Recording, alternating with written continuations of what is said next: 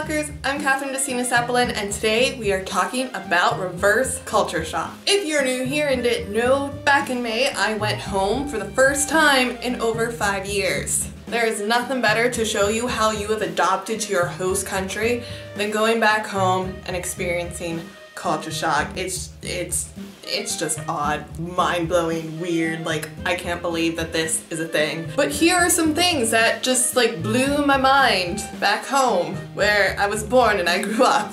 Number one, I cannot believe how chatty people are, and I missed it so much, and I didn't realize I missed it until I was in that situation. And it's not just the cashiers, it's literally everywhere. You just end up in a weird situation where, like, I don't know, you're in the way of someone else, and then bam, a conversation starts. And it's lovely, but it is something that, like, at first I had this knee-jerk reaction of like, oh my god, why is this person talking to me? That's like so weird. They're asking all these personal questions. And yeah, it took a really long time for it to click in my brain, like, no, this is actually normal.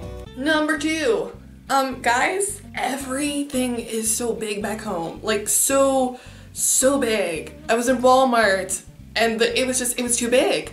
I mean, there was like this whole other half of the store that I didn't even get to.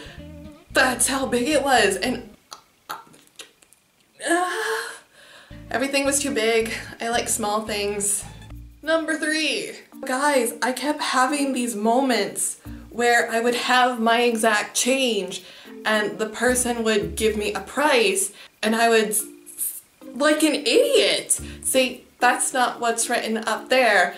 And they would give me this vacant look of what is wrong with this person, and then take a couple seconds to come up with the answer of, well, it's the tax. And the sad thing is, guys, is that this happened again and again, again and again and again, and I don't like it. I really don't. Like, the tax just needs to be included.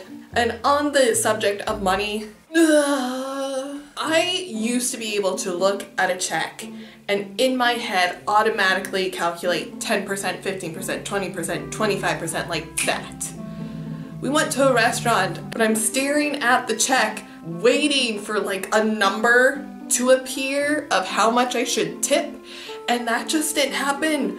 I could not math in that moment, and I was like, what's 20% of this? I don't know. Why the hell isn't this just included in the bill?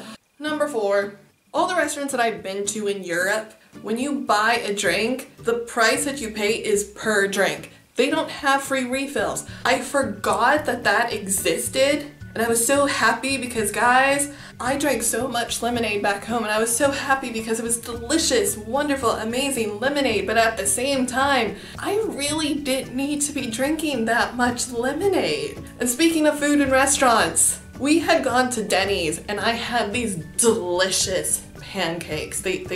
Oh my gosh, guys, they were really good pancakes. But I was sort of sad because I wasn't able to finish them because they gave me like 3 pancakes on top of like eggs and hash browns and some sausages. And I was so sad because I'd forgotten that we have takeout boxes.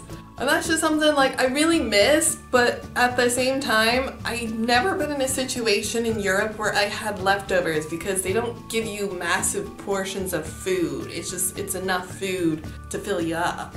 So that's different. Number 5, there's lots of commercials, and I sort of noticed this trend of commercials for teeth. The wording of the commercial itself was just so odd, and I don't know if it's just because when I lived in America, I was just too young and it went over my head, or if I was just numb to the marketing ploys that America does. But they do all this wording of like, come get the smile that you deserve and live a better life. And they're all the same. They all use this wordage that like, your life will be better and you will be happier once you have the perfect smile. It won't. You can be happy with the, you know, average smile, just saying.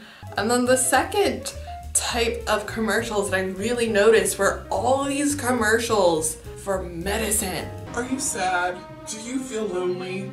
Well, try this medication.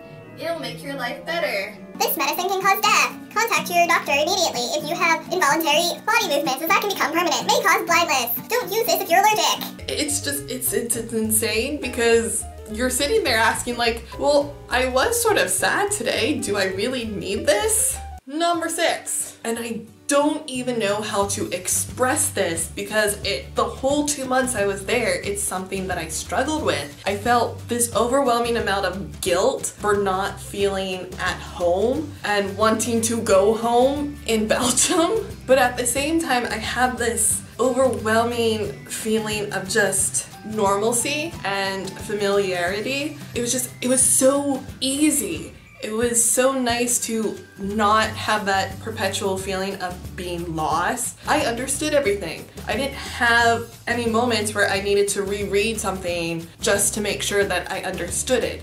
I didn't need to ask anybody to repeat what they said. It was so great, but at the same time, everything felt so foreign. I can say near the end though, I did start to feel a little bit at home, but when it came time to leave, I was very happy to be going back to Belgium, to the life that we have built here, because I really do like it here, guys. It's awesome. That's what I have for you. If you like this video, be sure to give it a thumbs up. And if you're new here and you haven't already, hit that subscribe button. And if you want to know when my videos come out, the second they do, ring the bell for notification. All my social links are in the description below. I'll see you guys in the next video. Tootsies, my appleseens. And if you don't know, I'm going to be starting a new channel in September where I will be documenting my journey on getting back into shape because I came back home fatter. So if you're interested, go pre-subscribe.